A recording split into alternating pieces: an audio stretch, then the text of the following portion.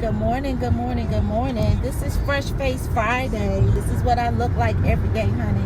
Not a stick of makeup in the world, but a little chapstick goes a long way, honey. So, my name is Paula Marie, and of Paula Marie Speaks. I am on my way to work, and this is the second day that the radio station has been talking about the mother from California who went into the school and addressed the classroom because her daughter was being bullied. And we've gotten a little bit more information today because now we know that there are consequences that have been handed out from the school. But schools are reactionary. They just are. And so if you know my history, I'm one of those moms that will fight to the end for my boy, like at the end. So I don't care who I gotta go up against. The teacher, the school, the board, honey. I done been in the meetings, all in people's faces, telling them what it was and what it's not gonna be, and what I will and what I won't accept. Because you get to do that. You get to advocate for your child, however, and how we advocate for our children has to be very premeditated. Now, if you don't know the story, the California mom went into the classroom and basically the teacher let her have the floor, and she addressed the entire class because the boys that have been bullying her daughter were in this classroom, and they've been bullying her in person and also online on social media. So I don't know what her devices were to handle this. I don't know if she had meetings, who she talked to, what happened, but I do know, and we all know, that she walked into this classroom and she talked to them like they were grown people. And a little bit of me is on board with that, because you've got to talk to people face to face, eyeball to eyeball, and let them know what it is. Even kids, because kids are living in such a mature, grown way. So at the end of the day, you cannot say, oh, they're just being kids. No, these kids are on social media and they're talking and addressing people in a mature and a grown fashion, and some of it is not always pleasant, and so you have to handle kids in the same way. Would I have done that? No. Would you have done that? Maybe. I don't judge either way. I just know what it's like to be a mother who's fed up because you are pouring everything that you have into your children, and you send them out into the world and to be successful and to be bright and to be kind and to be understanding and caring and giving, and then they come across these freaking bullies, which we all have. Bullying ain't new, okay? So the school should have a clear-cut policy on how they handle it, and zero tolerance ain't it, because it ain't never worked before, so I don't know what makes them think it's gonna work now. And tolerance and ignoring it ain't gonna work, because it ain't worked before, so it ain't gonna work now. But at the end of the day, you send your child out into the world, and then they encounter somebody that chips away at all the things that you poured into your child and all the things that you told your child that they are.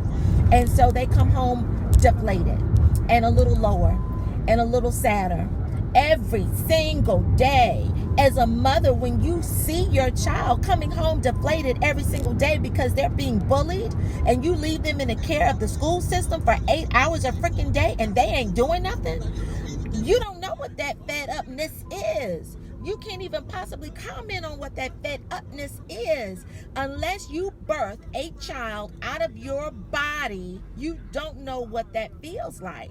So nobody can talk about it. Nobody can talk about whether she was right or whether she was wrong, whether they would do it or whether they won't. You just can't unless you have birthed a child out of your body and you poured love into that child every single day, and you see your child being deflated and chipped away at on a daily, because it gets to a point where it's not even that they are hurting your child. Your child is a part of you. So now they're hurting you. They are hurting pieces of you that you send out into the world. And so I could hear in the mom's voice on the videos that I have seen and heard that she was just fed up. And we as mothers don't get a handbook. So anybody that judges her about how she went into the school, how she addressed the kids, you can't do it. You don't know how you're going to react to that situation until you've gone through all the steps that that mother has gone through. And again, when I do it, I would do pieces of it. So would I go in and address the whole class? Absolutely not, because there are kids in that classroom that it doesn't affect. At the end, also, it targets her daughter even more because the kids are on social media. They're already targeting her on social media. So it's a fine line. Like, I have to always try to figure out, am I that mom that's going to go in there and say, not mine? Or am I that mom that's going to go in there and kind of let my son handle it up front while I address it behind the scenes? Because you just want to be a ride or die for your child. And in the moment, you just want to be a ride or die for your child. And so I wouldn't have addressed it. But again, I'm not judging her for going into the classroom. I haven't heard any feedback on the teacher that allowed her to come into the classroom and address it. I do know that the consequences of her coming into the classroom is that the mother has been banned from the school property and that the daughter has been suspended from school for 3 days because there was an infraction of her videotaping the incident at school because there is a no social media policy. So they got her on the technicality of the social media policy. And so now who advocates for your daughter because you've been banned from school? Those are things that she has to think about now. Again, no judgment, but and also very interesting that the girl that's being bullied, the victim, has been suspended for 3 days.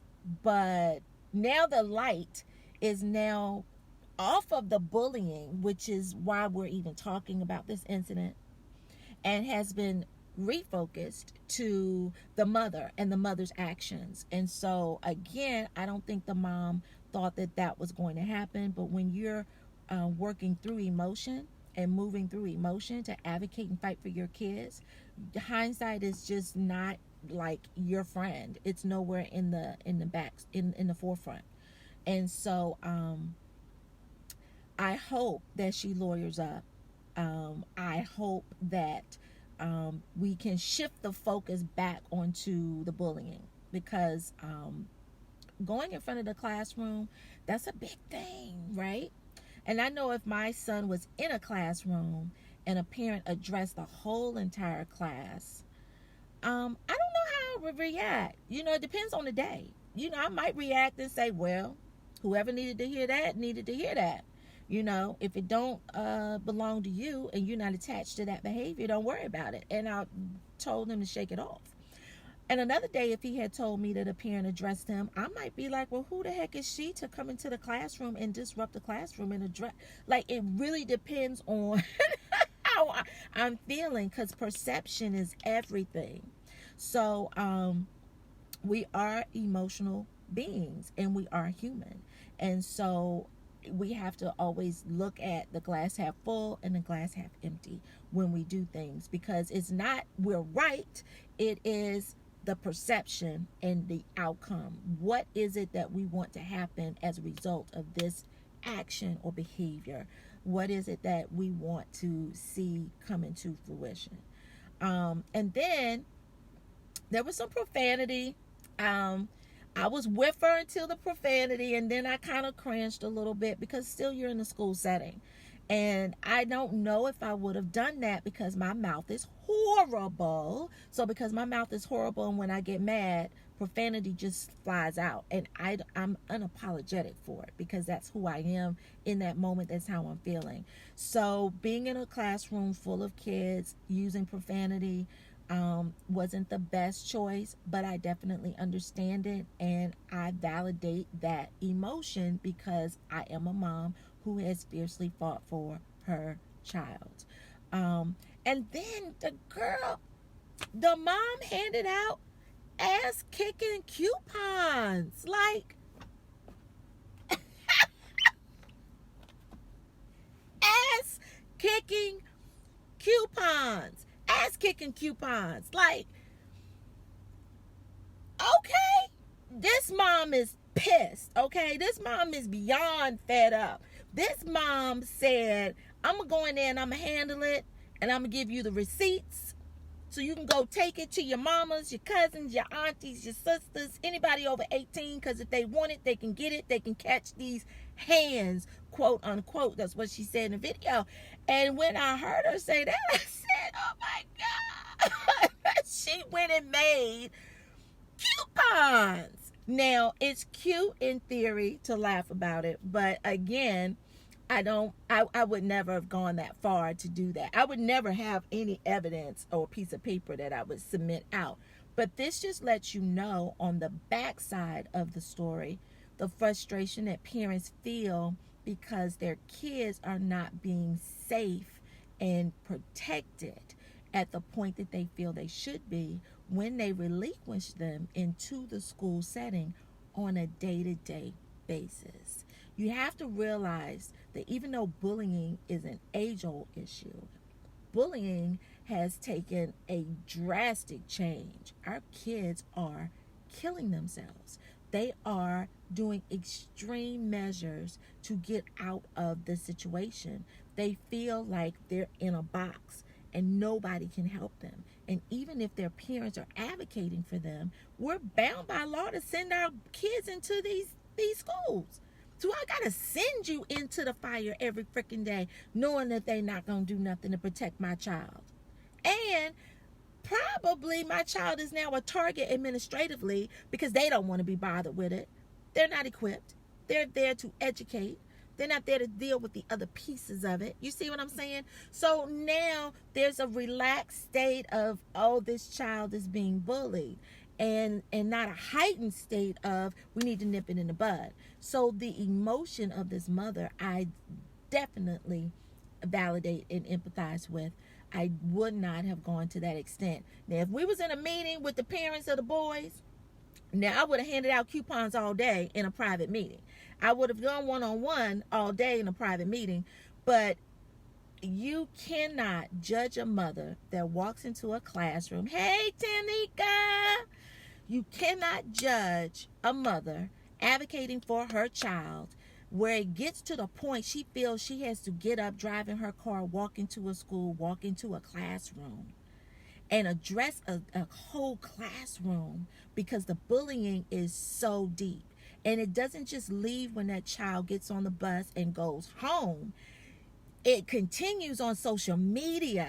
So every time that child opens her social media, she may be tagged or her name is placed in another bullying instance on social media. So her hell never ends. This child hell never ends. So instead of focusing on the mother and the mother's actions, empathize with that, because like I said, if you have never popped a child out your body, honey, you do not know the extent that you will go to save that child.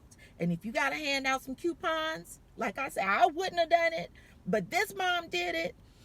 I can't judge her, but we cannot let the light shift or the focus shift from the initial issue, which is the bullying and how the school is addressing it. Because so far, the only thing that I've seen is that the school suspended the girl for 3 days because there was an infraction of the social media policy. However, are these kids not bullying this girl on social media? So is that not an infraction of the social media policy? I'm just asking. Y'all better get into it, because at the end of the freaking day, the way that the policies are being viewed and the perception of how the infractions are being made is solely on the school. And somebody has to step up and say, you know what? Let's refocus back to the initial issue. How do we keep this girl safe 8 hours a day while she's in school? How do we keep this girl from harm 8 hours a day? How do we protect her? And how do we, I don't want to say penalize, but what are the consequences for the kids that are bullying her on social media? Because that's your proof. It's on social media. So if you can go on social media and suspend this girl for videotaping for 3 days, surely you can find the post of her being bullied on social media. I'm just saying. So that was on my heart today because I'm driving into work and it's day 2 and we're talking about this mother and her actions. And I don't even think that is even a question. Like, did she do some things that I wouldn't do? Absolutely. Is she wrong? I'm not going to say she wrong. She a mama. However she handle this, however she handle it. But at the end of the day, the focus should not be about the mother's behavior. It should be what prompted the mother to behave that way. Let's revert back to the bullying at hand. How do we keep our kids safe? How do we use these policies to keep our kids safe? How do we use these policies not to penalize the victims in this case, but also to keep them safe? That's the number one thing. So anyway, I'm Paula of Paula Marie. That was on my heart on this Fresh Face Friday. Have an amazing day, okay? I got to go to boot camp.